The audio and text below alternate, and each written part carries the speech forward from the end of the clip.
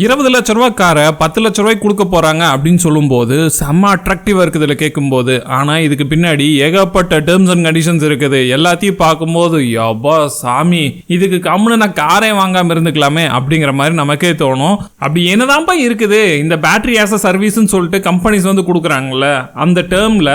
அது மட்டும் இல்லாமல் இதில் அட்வான்டேஜ் என்ன, டிஸ்அட்வான்டேஜஸ் என்ன, கம்பெனி சொல்கிற டேர்ம்ஸ் என்ன அப்படிங்கிறத இன்னைக்கான வீடியோவில் டீட்டெயிலாக பார்க்கலாம். இப்போ அர்னிங் பார்த்தீங்கன்னா BE6 பற்றி நான் வீடியோ போட்டிருந்தேன். பட் அதில் வந்து கமெண்ட்ஸ் எல்லாருமே கேட்டிருந்தது என்னென்னா இதில் என்னதான் போட போகிறாங்க அப்படிங்கிற மாதிரி கேட்டிருந்தாங்க. ஆக்சுவலாக BE6ஓட டேர்ம்ஸ் அண்ட் கண்டிஷன்ஸ் வந்து கிடைக்கல, அதாவது பாஸோட டேர்ம்ஸ் அண்ட் கண்டிஷன்ஸ் கிடைக்கல. பட் MGயோட வின்ஸ்டரோட டேர்ம்ஸ் அண்ட் கண்டிஷன்ஸ் வந்து நம்மகிட்ட இருக்குது. ஸோ அதை பற்றி நான் ஒரு ஓவரால் வந்து வியூ கொடுக்குறேன். அது உங்களுக்கு ஒரு அவுட்லைனாக புரியும், உங்களுக்கு பாஸை பற்றினா ஒரு அவேர்னஸ் கிடைக்கும். ஸோ புரிஞ்சுக்குங்க சரியா. டவுட்ஸ் இருந்துச்சுன்னா மறக்காம கமெண்ட் செக்ஷன்ல பதிவு பண்ணுங்க, நானும் எக்ஸ்பிளைன் பண்றேன் சரியா. முதல்ல இந்த பாஸ் அப்படின்னா பேட்டரி ஆஸ் அ சர்வீஸ். நீங்க ஒரு EV கார் வாங்க போறீங்க, அப்படி வாங்கும்போது கார் பாடி, மோட்டார், எலக்ட்ரானிக்ஸ், இன்டீரியர், அதோட பேட்டரி அப்படிங்கிற மாதிரி மொத்தமா வாங்குவீங்க. ஆனா இந்த இடத்துல பாஸ் வந்து எப்படி வேலை செய்யுதுன்னா பேட்டரிக்கான காஸ்ட் வந்து நம்ம கொடுக்க போறது கிடையாது. அது பாத்தீங்கன்னா அப்படியே காரோட வரும். எவ்வளவு கிலோமீட்டர் வந்து யூஸ் பண்றீங்களோ அத்தனை கிலோமீட்டருக்கு நீங்க பே பண்ணுங்க. அதாவது ஒரு அமௌண்ட் வந்து கிலோமீட்டருக்கு இவ்வளோ அப்படின்னு பே பண்ணுங்க அப்படின்னு சொல்றாங்க. அதனால காரோட ஸ்டார்டிங் பிரைஸ் பாத்தீங்கன்னா உடனே கம்மியான மாதிரி தெரியும். உதாரணத்துக்கு இப்ப BE6 வந்துச்சுல, அதோட பேஸ் மாடலே பாத்தீங்கன்னா 20 லட்ச ரூபாய் வருது. அதுவே பாஸ்ல எடுக்கும்போது அது கிட்டத்தட்ட பாத்தீங்கன்னா 11.25 லட்சத்துக்கு வருது. கிட்டத்தட்ட 8 லட்ச ரூபாய் வரைக்கும் அதோட காஸ்ட் வந்து இனிஷியலாவே குறையும் போது பார்க்கும்போது செம்ம அட்ராக்டிவா இருக்கும். இதுதான் இதுல இருக்கிற மிகப்பெரிய ஒரு ஸ்வீட் ஸ்பாட். அதாவது கிலோமீட்டருக்கு 3.50 ரூபா பே பண்ணுங்க அப்படின்னு தான் ஸ்டார்ட் பண்றாங்க எல்லா கம்பெனிஸும். அதுல MGO அதான் சொல்றாங்க. பட் இதுல முக்கியமா கவனிக்க வேண்டியது என்ன தெரியுமா, இதுக்கு சார்ஜிங் காஸ்ட் அப்படிங்கிறது செப்பரேட்டடாக தான் இருக்கும். அதாவது வண்டியோட என்ட்ரி காஸ்ட் வந்து குறையுது. ஆனால் இங்கிருந்து தான் என்னென்ன விஷயங்கள் இருக்குது அப்படிங்கிறது ஒவ்வொன்றா நம்ம பார்க்கலாம். முதல்ல பாஸ்க்கு கீழே நீங்கள் ஒரு காரை வாங்க போறீங்கன்னா, நீங்கள் இப்போ மாசத்துக்கு ஒரு 500 கிலோமீட்டர் தான் ஓட்ட போறேன் அப்படின்னு நினைக்கிறீங்கன்னா, அப்போ வந்து உங்களுக்கு மாசத்துக்கு 3000 ரூபாய் அப்படின்னு கணக்கு வச்சா 1750 ரூபா வருதுன்னு வச்சுக்கலாமே. அவ்வளோதானே அப்படின்னு நினைச்சிங்கன்னா அப்படியெல்லாம் கிடையாது. MGயோட அஃபிஷியலோட சைட்லேயே என்ன போட்டிருக்காங்கன்னா, ஃபினான்ஸ் பார்ட்னர் அடிப்படையில் தான் டேர்ம்ஸ் அண்ட் கண்டிஷன்ஸ் வந்து மாறுது. அதுல சில பிளான்ஸை பார்க்கும்போது 1500 கிலோமீட்டர் மந்த்துக்கு மினிமமா ஓட்டணும் அப்படின்னு சொல்லிட்டு பிளான் இருக்குது. அதுக்கு மேல நீங்க எவ்வளவு வேணா ஓட்டிக்கலாம். ஆனா நீங்க 700 கிலோமீட்டர் தான் ஓட்டுறீங்க அப்படி இருந்தாலுமே 1500 கிலோமீட்டர்ஸ்க்கு சார்ஜஸ் வந்து கால்குலேட் பண்ணி நாங்க போடுவோம் அப்படிங்கிற மாதிரி தான் அதுல போட்டிருக்காங்க. இதுவே வேற ஃபினான்ஸ் பார்ட்னர்ல பார்த்தோம்னா ஆக்சுவல் கிலோமீட்டருக்கு எவ்வளவோ அதுக்கு மட்டும் சார்ஜ் பண்ற மாதிரி ஸ்ட்ரக்சரை வந்து வச்சிருக்காங்க. அதனால பாஸ் அப்படிங்கிறது நான் ஓட்டின கிலோமீட்டருக்கு மட்டும் தான் பணம் கொடுக்கணும் அப்படின்ட்டு அசம்ஷன் பண்ணிட்டு போகக்கூடாது. ஃபினான்ஸோட பிளான் வந்து என்ன சொல்லுது அப்படிங்கறதா அதுல ரைட் ஆன்சர். ஒருத்தர் பாத்தீங்கன்னா நீங்க மாசத்துக்கு 100 கிலோமீட்டர் ஓட்டினீங்கன்னா கூட ஓகே தான், அதுக்கு பே பண்ணுங்க அப்படின்னு சொல்லலாம். சில பேர் பாத்தீங்கன்னா ஒரு மினிமம் கிலோமீட்டர் வந்து ஓட்டி இருக்கணும் அப்படின்னு சொல்லிட்டு கூட உங்க டேர்ம்ஸ் அண்ட் கண்டிஷன்ஸ்ல இருக்கலாம். ரெண்டாவது, இந்த பாஸ்ல நிறைய பேர் பண்ற மிஸ்டேக் என்ன தெரியுமா, நிறைய பேர் கால்குலேட் பண்றது அந்த 3 ரூபா 50 பைசா அப்படிங்கறத கால்குலேட் பண்றாங்க. இப்ப 1500 கிலோமீட்டர் மாசத்துக்கு ஓட்டணும் அப்படிங்கிற டார்கெட் இருந்துச்சுன்னா நீங்க யோசிச்சு பாருங்க, மாசத்துக்கு அதை ஃபுல்லா ஓட்டுனீங்கன்னா 5250 கிலோமீட்டர் வந்து ஒரு மாசத்துக்கு ஓட்ட வேண்டியது இருக்கும். ஒரு வருஷத்துக்கு 63,000 ரூபாய்க்கு நீங்க ஓட்டுறீங்க. ஆனா அதுல இருக்க இன்னொரு பிரச்சனை, சார்ஜிங் காஸ்ட் அப்படிங்கிறது செப்பரேட்டடா இருக்கும். அதாவது பேட்டரியோட ரெண்டல் வந்து அது தனியா பே பண்றோம். எலக்ட்ரிசிட்டிக்கு பாத்தீங்கன்னா அதுக்கு தனியா வந்து நம்ம பே பண்றோம். அதனால பாஸ் காரை வந்து நீங்க பெட்ரோல் காரோட ஃபியூல் காஸ்ட் மாதிரி நீங்க பார்க்க கூடாது.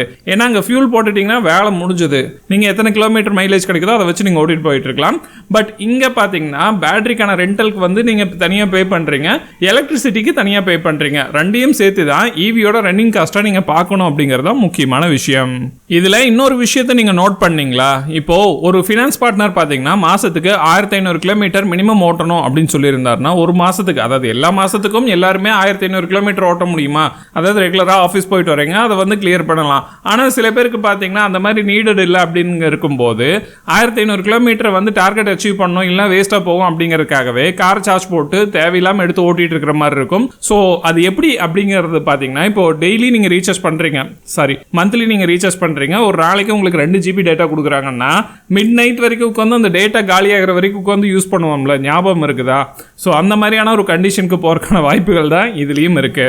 அடுத்த ஒரு முக்கியமான விஷயம் என்ன தெரியுமா? இப்போ உங்களுக்கு பிடிச்ச மாதிரியான ஒரு ஃபினான்ஸ் பார்ட்னரை நீங்க சூஸ் பண்ண முடியுமா அப்படின்னு கேட்டீங்கன்னா அது அப்போதைக்கு ஈஸியான ஆன்சர் கிடையாது. இதுதான் ரொம்ப இன்ட்ரெஸ்டிங். ஏன்னா ஃபினான்ஸ் பார்ட்னரோட இன்வால்மெண்ட் தான் இங்க முக்கியமா இருக்குது. அது ஷோரூம் பில் மாதிரி ஆக்ட் ஆக போறது கிடையாது. ஸோ நீங்க இண்டிவிஜுவலா எனக்கு இந்த ஃபினான்சியர் தான் வேணும் அப்படின்னு சொல்லிட்டு நீங்க அவரை சூஸ் பண்ண முடியாது. அந்த டைம்ல அவைலபிளா டைட் அப் ஃபினான்ஸ் பார்ட்னர்ஸ் யார் இருக்காங்களோ அந்த பிளான்ல இருந்து தான் நீங்க சூஸ் பண்ற மாதிரி இருக்கும். அதனால 3.50 ரூபா அப்படிங்கிற கிலோமீட்டர் மட்டும் பார்த்துட்டு நீங்க டெசிஷன் எடுக்க கூடாது. நீங்க பார்க்க வேண்டியது என்ன தெரியுமா? எந்த ஃபினான்சியர் உங்களுக்கு அந்த வண்டியை கொடுக்குறாரு, மினிமம் எவ்வளோ கிலோமீட்டர் ஓட்டணும், எத்தனை வருஷம் வரைக்கும் இது நம்ம இருக்கணும், எக்ஸிட் ஆகிற மாதிரி இருந்தால் அதுக்கான ரூல்ஸ் என்ன, டிரான்ஸ்ஃபர் பண்ணுற மாதிரி இருந்தால் இடையில காரை விற்கிற மாதிரி இருந்துச்சுன்னா அதுக்கான ரூல்ஸ் அண்ட் ரெகுலேஷன்ஸ் என்ன, அடிஷனல் சார்ஜஸ் என்ன இருக்குது அப்படிங்கிறத தெளிவாக நீங்கள் பார்த்தீங்கன்னா தான் அந்த கான்ட்ராக்டில் இருக்கிற உண்மையான பாஸ் அப்படிங்கிற கண்டிஷன்ஸ் உங்களுக்கு தெரிய வரும். இந்த டேர்ம்ஸ் அண்ட் கண்டிஷன்ஸ் ஒவ்வொரு ஃபினான்சியரை பொறுத்தும் மாறுபடும் அப்படிங்கிறது முக்கியமான தகவல். அடுத்தது இப்போ இன்பிட்வீனில் நீங்கள் காரை சேல் பண்ண போகிறீங்க. பாஸ்க்கு கீழே தான் வாங்கியிருக்கிறீங்க. பட் 3 வருஷத்தில் நீங்கள் சேல் பண்ண போகிறீங்க. பட் இன்னொரு டெனூர் பார்த்தீங்கன்னா இன்னொரு 3 வருஷம் 4 வருஷம் இருக்குது அப்படிங்கிற இடத்துல அப்போது நீங்கள் எக்ஸிட் பண்ணுறீங்க இல்லை வெளியில் போகிறீங்க அப்படிங்கிற முடிவுக்கு வந்தீங்கன்னா இப்போ நார்மல் காராக இருந்துச்சுன்னா எப்படி இருக்கும்? அவுட்ஸ்டாண்டிங் லோனாக இருந்துச்சுன்னா அதை செட்டில் பண்ணுறீங்க, காரை சேல் பண்ணுறீங்க, அந்த மாதிரி போகலாம். பட் பாஸை பொறுத்த வரைக்கும் பேட்டரியோட அரேஞ்ச்மெண்ட்டும் இருக்குது. எம்ஜியோட அஃபிஷியல் FAQ படி டெனூர் முடிகிறதுக்கு முன்னாடி வெஹிக்கிளை செல் பண்ணுறீங்க இல்லை எக்ஸிட் பண்ணுறீங்க அப்படிங்கும்போது அவுட்ஸ்டாண்டிங்கோட வெஹிக்கிள் பேட்டரி ரிலேட்டட் அமௌண்ட்டை நீங்கள் ஃபினான்சியரோட டேர்ம்ஸ் அண்ட் கண்டிஷன்ஸ்க்கு ஏற்ற மாதிரி நீங்கள் பே பண்ணி தான் ஆகணும் அப்படிங்கிறது ஒரு முக்கியமான விஷயம். அதனால் காரோட ரீசேல் வேல்யூ மட்டும் பார்த்துட்டு நீங்கள் பாஸோட ரீசேல் கணக்கை நீங்கள் போடக்கூடாது. பேட்டரி அரேஞ்ச்மெண்ட்டையும் சேர்த்து தான் நீங்கள் பார்க்கணும். அதுதான் பையர் மிஸ் பண்ணுற ஒரு பெரிய பாயிண்டாக இருக்குது. அதாவது நீங்கள் நார்மலாக ஒரு இஎம்ஐ போடுறீங்கன்னு வச்சுக்கலாமே, அதே மாதிரி தான் பாஸ்க்கான கண்டிஷன்ஸும் நீங்கள் அந்த இஎம்ஐ முடியறதுக்குள்ளே நீங்கள் முன்னாடி எக்ஸிட் பண்ணிட்டு வெளியே வர்றேன்னா மொத்தமாக நீங்கள் செட்டில் பண்ணிட்டு தான் வெளியே வந்தாகணும். ஸோ அதை மைண்டில் வச்சுக்கோங்க. அடுத்து ரொம்ப ரொம்ப முக்கியமான ஒரு இம்பார்ட்டன்ட் விஷயம் என்ன தெரியுமா? பேட்டரி டேமேஜ் தான். இங்கே தான் டெஃபினெட்லி நிறைய பேர் மாட்டிக்கிறீங்க. இப்போ நானே ப்ரீவியஸ் வீடியோவில் என்ன சொல்லியிருந்தேன், பேட்டரி நம்ம காசு கொடுக்கறது இல்லை, கிலோமீட்டருக்கு தான் நம்ம பே பண்ணுறோம். அப்படி இருக்கும்போது பேட்டரியோட மொத்த இதுவுமே பார்த்தீங்கன்னா கம்பெனி பார்த்துக்குவாங்க அப்படின்னு சொல்லியிருந்தேன். பட் அதுலயும் பாத்தீங்கன்னா சில டேர்ம்ஸ் அண்ட் கண்டிஷன்ஸ் இருக்குது. நான் சொன்னது தப்பு தான். அதுலயும் பாத்தீங்கன்னா என்ன மாதிரி டேர்ம்ஸ் அண்ட் கண்டிஷன்ஸ் வச்சிருக்காங்கன்னா, பேட்டரி அதுவா ஃபால்ட் ஆகுது, அதுல பாத்தீங்கன்னா ஓனரோட எந்த ஒரு தலையீடும் இல்லாம ஓனர் ப்ராப்பரா தான் அந்த காரை ஓடிட்டு இருக்காரு, அவர் மேல எந்த மிஸ்டேக் இல்லை அப்படின்னு தெரிஞ்சதுன்னா மட்டும்தான் கம்பெனி அந்த செலவு எடுத்துக்குவாங்க. புரிஞ்சுதா உங்களுக்கு? பேட்டரியோட செலவு இல்ல எக்ஸ்டர்னலா ஏதாவது பிரச்சனை ஆகுது, இந்த டிஃபெக்ட் பார்த்தீங்கன்னா பேட்டரியில் வர இந்த பிரச்சனை அதை யூஸ் பண்ண கஸ்டமரால தான் பிரச்சனை வருது அப்படிங்கிறது ப்ரூவ் ஆச்சுன்னா சீரியஸ்லி சொல்கிறேன், அந்த பேட்டரிக்கு பார்த்தீங்கன்னா நீங்கள் பே பண்ண வேண்டியதாக இருக்கும் அப்படிங்கிறது தான் இந்த டேர்ம்ஸ் அண்ட் கண்டிஷன்ஸில் இருக்கிற ஒரு முக்கியமான விஷயம். அதாவது காரை எடுத்துட்டேன், பேட்டரி இல்லாமல் வாங்கிட்டேன், பேட்டரியோட கம்ப்ளீட்டான ஒர்க்கை எல்லாத்தையுமே கம்பெனி பார்த்துக்கும் அப்படின்ட்டு பிளைண்டாக நீங்கள் நம்பினீங்கன்னா அங்கே நீங்கள் மாட்டிக்குவீங்க. அதுதான் முக்கியமான விஷயம். அதனால் பாஸ் டெக்னாலஜி இருக்கிற ஒரு கார் நீங்கள் வாங்குறீங்க, அந்த டேர்ம்ஸ் அண்ட் கண்டிஷன்ஸை படிக்காமல் வாங்கிட்டீங்கன்னா இந்த மாதிரி ஒரு பிரச்சனையும் இருக்குது. அதை யோசிக்காம வாங்கிடாதீங்க. எப்பா என்னடா இவ்வளோ சொல்கிற அப்படின்னா பாஸ் ரொம்ப மோசமான டேர்ம்ஸாக இருக்குமே அப்படின்னு நினச்சிங்கன்னா அப்படியெல்லாம் கிடையாது.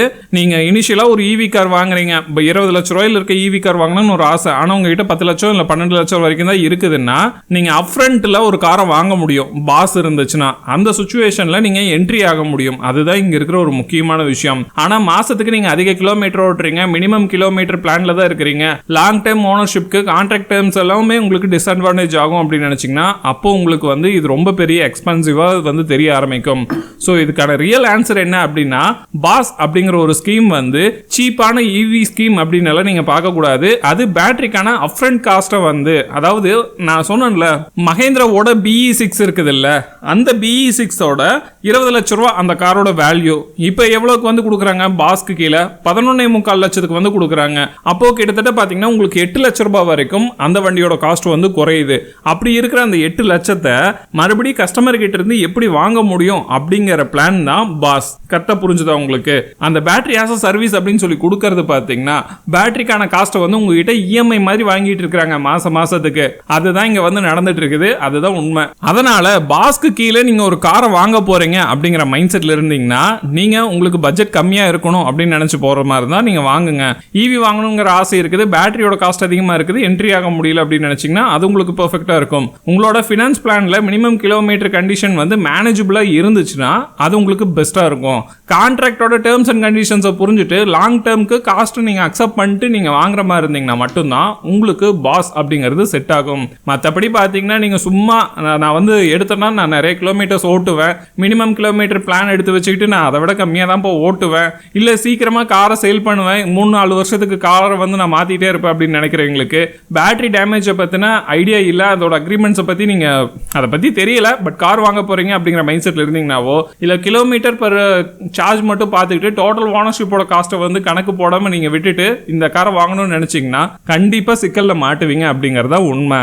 வெளியிலிருந்து பார்க்கும்போது 10 லட்சத்துக்கு ஈவி அப்படிங்கிறது ரொம்ப அட்ராக்டிவாக இருக்கும். ஆனால் உள்ளே போனீங்கன்னா ஏகப்பட்ட டேர்ம்ஸ் அண்ட் கண்டிஷன்ஸ் இருக்குது. இதை பார்க்கும்போது எனக்கு என்ன தெரியுமா தோணுது, கம்முன்னு இன்னும் கொஞ்சம் காசு போட்டு சேர்த்து வச்சு நாமளே காரை வாங்கிட்டு போய்க்கலாமோ அப்படிங்கிறதா தோணுது. ஏன்னா இதில் இன்னொரு விஷயம் என்ன தெரியுமா, டிரைவரோட ஆக்டிவிட்டியும் அதில் மானிட்டர் பண்ணிக்கிட்டே தான் இருப்பாங்க. ஏன்னா சில பேர் பார்த்தீங்கன்னா காரை அப்யூஸ் பண்ணுற மாதிரி ஓட்டுவாங்க. அப்படி ஓட்டி பேட்டரியில் பிரச்சனை வந்துச்சுனாலும் அதுக்கும் கஸ்டமர் தான் பே பண்ணணும் அப்படிங்கிற மாதிரி இருக்கும். அதுக்கு எதுக்கு இந்த மாதிரி போயிட்டு அதுக்கு மொத்தமாக காரே வாங்கிட்டு போய்க்கலாமே. ஏன்னா கார் வாங்கினதுக்கு அப்புறமும் அதை ஃபுல்ஃபில்லாக யூஸ் பண்ண முடியாத ஒரு சுச்சுவேஷன் இருக்கும். ஸோ இதை எமோஷனலாக சொல்லல, ஒரு ஃப்ரீடமாக தான் நான் சொல்கிறேன். பட் ஃபினான்ஷியலாக டெசிஷன் எடுக்கிறவங்களுக்கு பாஸ் செட் ஆகும், பட் எமோஷனலாக பார்த்தீங்கன்னா பாஸ் செட் ஆகாது. அவ்வளோதான் சிம்பிளாக சொல்லணும்.